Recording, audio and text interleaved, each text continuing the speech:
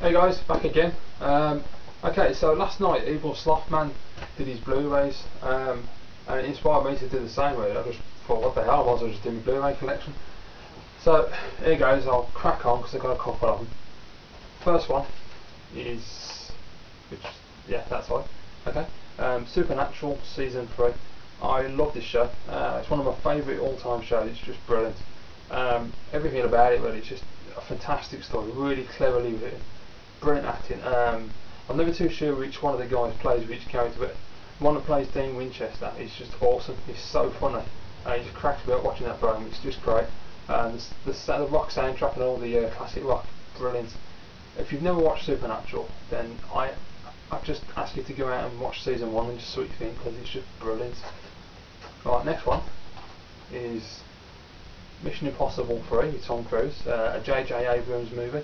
J.J. Abrams is one of my favourite directors. The guy is just awesome. You know, I've not many one that doesn't like him, but whatever. I just think he's amazing. Mainly because I'm a massive Alias fan, but he's just superb. The way he handles the camera in this film is fantastic. The action sequence in particular, the action sequence is excellent. And yeah, it is really just Alias, the movie with Tom Cruise. But it's just awesome. Mission Impossible 1 was always my favourite, but I've really started to think that number 3 is better. I watched it a couple of weeks back on a little Blu Ray. Oh, it's so good. Right, next one. Michael Bay's Transformers. Everyone knows about this, it's just great. I did think the first half of the movie was a bit shit, but it has grown on me. Mainly because it was just a bit silly with the Autobots, like, you know, telling Sam Wicked that they found him on eBay and using the internet they learned how to use the English language. It's all a bit silly, but you know, it's easy. I suppose it's for the kids, but it was a little long-winded, the film. I thought it could have been a little shorter, but besides that, it was just brilliant. The characterisations were great, the acting was excellent. Megan Fox was awesome, obviously, and the end battle between Optimus and Megatron, that was stunning. That's a Blu Ray moment in its own, really. Next one is Notorious, which is the life and times of Biggie Smalls, or Notorious B.I.G., or Christopher Wallace as he's really known. If you don't know who that is, basically Christopher Wallace, aka Notorious B.I.G., was an extremely famous rapper in the 1990s. He was up there with Tupac Shakur. He was on the East Coast for New York. They called him the King of New York, like Frank White. The guy was just awesome. I mean, whether you like rap music or not, this man is unbelievable, and you have to check his music out because his flow is phenomenal. I've never known anyone spit lyrics like this guy. It's just stunning. I was a massive fan of hip hop and rap music when I was growing up, and this guy, one of my all-time favourites, and he was tragically murdered in '97. Hopefully one day they will bring the killer to justice, especially as they know who did it, but yeah, we'll have to wait and see. Police in America don't really give a shit about rappers, but what can you do? Anyway, all I can say is if you've never seen this film, or if you don't give a toss about hip hop, just watch this film anyway, because Jamal Woolard, who plays Biggie, it's his first acting job, and I'll tell you, man, this guy's got some talent. He really has got some serious talent. I think he's got potential to go far in the industry, so check it out. It's a great life story movie, if nothing else. Notorious. Next one, and this one was a surprise for me. This one is Oliver Stone's W. Now, Oliver Stone I've never been a big fan of because he tends to bullshit and do hatchet jobs, like JFK mode most of it up, and a lot of it was conspiracy theory crap. With W, it was amazing. He did the life story of George W. Bush, and it wasn't a hatchet job. It wasn't an anti-Bush film like I expected.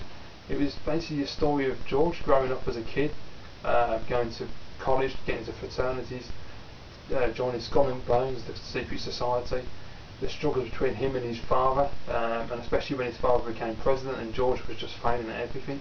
It's a really, really great movie, really heartwarming drama, and I think Josh Brolin did a fantastic job of portraying George Bush. And it really does make you see the man in a different light, because I, like a lot of people, think he's a bit of a twat, and you don't see that when you see George the man instead of George the politician. Very good film, really highly recommend that. Now this one, please don't leave me any nasty comments about this one, but it's Twilight. I actually like this film a lot. I really do. I think the characters of Bella and Edward are fantastic, and I think that the love story works really well. The two actors really, the sparks there, you can see just, you know, they gel really well together. And I just really enjoyed the story. I mean, it's nothing new and original. It doesn't take the vampire story anywhere, but it's just a great film. If you wanted something a little more gritty with human and vampire love, go and watch the TV show that HBO have, which is True Blood. Now that is gritty, fantastic show though. But yeah, Twilight, I really enjoyed it. Can't wait for the next two films. Next film is the same as Slothman, Liam Neeson in Taken. Fantastic, as Slothman said, for Liam Neeson's film, pulled us off. I don't think anyone saw that coming, even though he did Batman Begins, to hold the whole movie on his own. And it's just brilliant. It's a throwback to the 80s, like Stallone and, you know, Arnold, Jean-Claude, I suppose, Steven Seagal in his Nico days, you know, just basically aim for justice, just kicking ass, killing everybody, shooting everybody. It's just a great movie to switch your brain off. It's just brilliant, highly recommended. It's only on for about an hour and a half, so it's a short movie. Fantastic. Next one, The Hulk, the new version. Didn't like Ang Lee's version. I thought it was really boring and over convoluted. I just thought that he's just throwing too much crap in there, and he wasn't getting to the point of it, of what a comic book character should be. This movie, Edward Norton in the lead role was fantastic. I love Edward Norton. He's one of my favourite actors without a doubt. I just thought this movie was superb. It really. I'm not a comic book guy, but it did capture the the elements of what I think a comic book character should be on film. And I thought the CGI was superb, and I was really quite impressed with the CGI, and quite blown away by how good it really was. But yeah, awesome movie. Next one, The Dark Knight. Yeah, what can you say? It's just fantastic.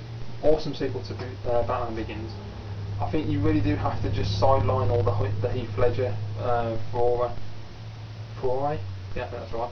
Anyway, yeah, as tragic as what happened to Heath Ledger was, I think if you just judge him on his acting ability, this film really showed what talent this guy had.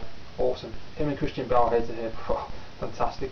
Like Slothman, I don't like the fact that the IMAX is like little bits here and there, so you get the aspect ratio changing up and down. It's very annoying. They should have just shot the whole thing in IMAX, because IMAX actually looks amazing on 1080p anyway, Blu-ray. I think this, when you go back to standard definition after the IMAX shots, it looks quite crap and it looks quite DVD upscale. I wasn't that impressed, so I really think they should have stuck to IMAX. Maybe they're up for the third movie, who knows. Next film, James Bond, Casino Royale. I'm not a Bond film fan at all. I just don't enjoy Bond films. I've just never really understood what the big deal is. But Casino Royale, fantastic. It's just, you know, it's kind of Americanised, but it's got a British slant. Daniel Craig, whoever shows him as Bond, brilliant casting agent, because he's just superb. Does a fantastic job. It just flows really well. I mean, it's a long film, and you sit down, you watch it, and you just totally grips. And for me, and then the way I look at it when I'm watching films, if I want a good film, if I watch a film and I'm sitting there and I never look at the time once, I know that's a really great film. Because if I've got bored and I'm looking at the clock thinking, well, go and make a cup of tea now, then it's a shit film. And you don't get it with this, it just grips you. It's just awesome. So if you haven't seen it, go and check it out. How long we got? Oh, shit. How long is that? Oh, a couple of minutes. I'll have to do a two-parter. Okay, then we have Rambo, the fourth in the series. Fantastic movie. Really enjoyed this. I mean, I've always liked Rambo films. The third one was a bit silly with Afghanistan, but watching it recently, it isn't as bad as I remember it being when I was a kid. But no, I thought this was excellent. I mean, it does seem a Marmite film. People are just slagging it or loving it, and I love it. I think it's excellent. It's sort of gritty. It goes back to Rambo 1 and 2. It's a proper Rambo, really. There's a real, like he did with the new Rocky film, where there's more of a story to it. It's not just him killing people, and I thought it's fantastic. And for all the critics to go on about the violence, I personally didn't see that it was that bad. Maybe I'm desensitised. I don't think the violence was that graphic. There you go. Right guys, okay, I'm going to run out of time here, so I'm going to make this a two-part video. So after the end of part 1, please come back for part 2.